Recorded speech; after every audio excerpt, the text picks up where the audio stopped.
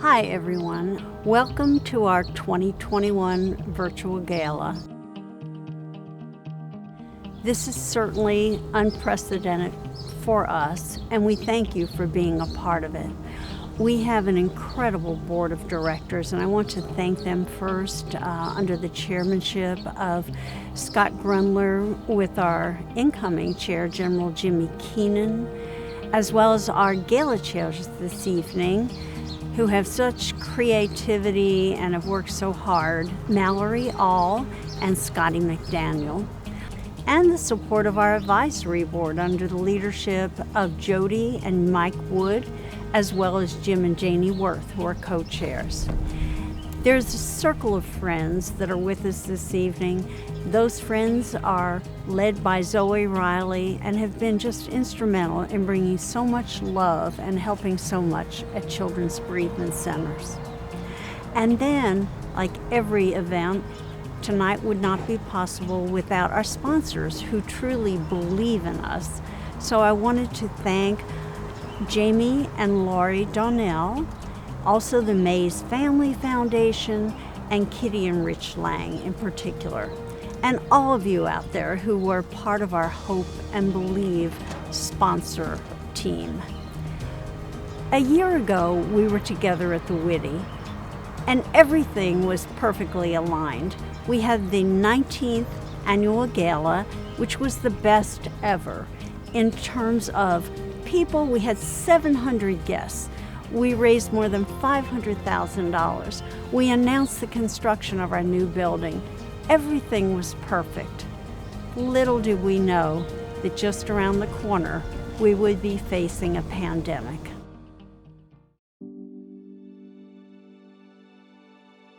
It all just happened quick. I remember the kids were out on spring break. I was working out of the office.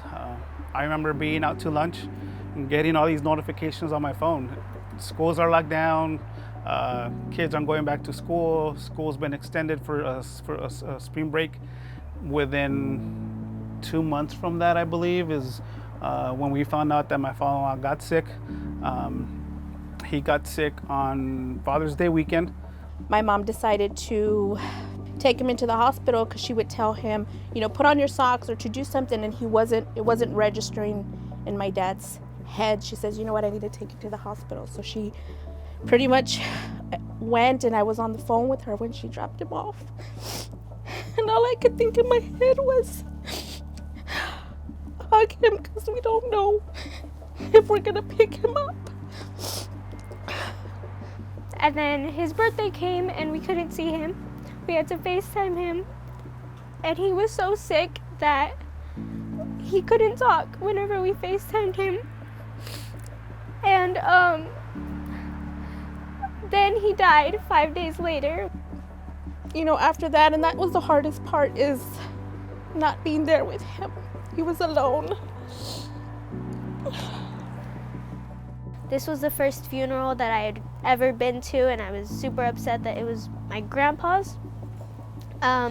We weren't allowed to hug anybody. We weren't allowed to touch him. So it was just a lot of emotion and a lot of, it was hard. It was.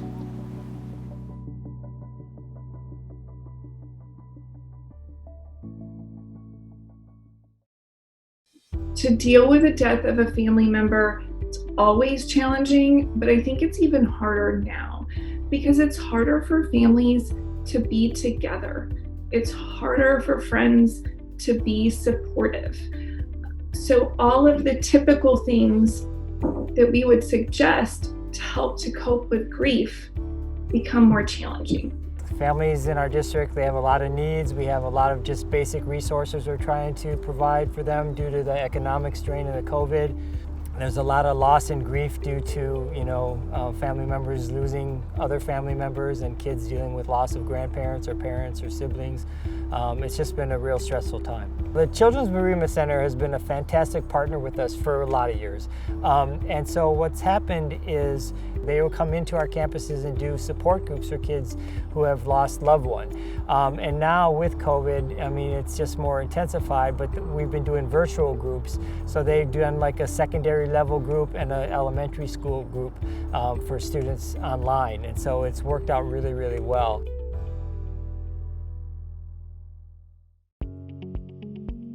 I remember the day that we had to leave the center in March. The day that we knew COVID had hit, this was real, the shelter-in-place order came through, and I can remember the center was able to provide everyone with laptops, but then we had to learn how to do counseling by telehealth, which meant learn how to do counseling through Zoom, which meant learning how to do an awful lot of technologies that we were not used to doing, but it's what we had to do in order to connect to the families. Families were so appreciative that we were able to change the services for them. Even though they couldn't come into our center, that they were going to be able to receive some support. We began at a time when, places were closed, and for many families, we were that voice to them, to help them, to let them know that they were going to get through this and that they aren't alone.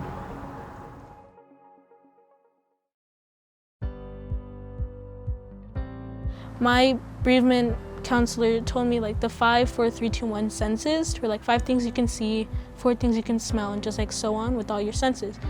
We would go over some like things to calm us down if we ever like get really nervous or like scared or have like kind of like an anxiety attack.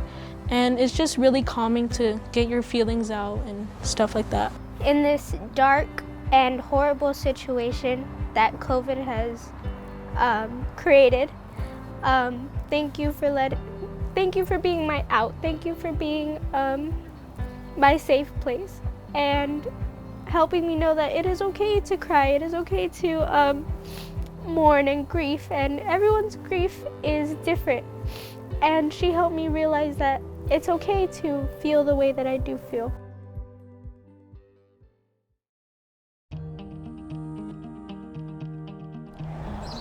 It has been quite a year.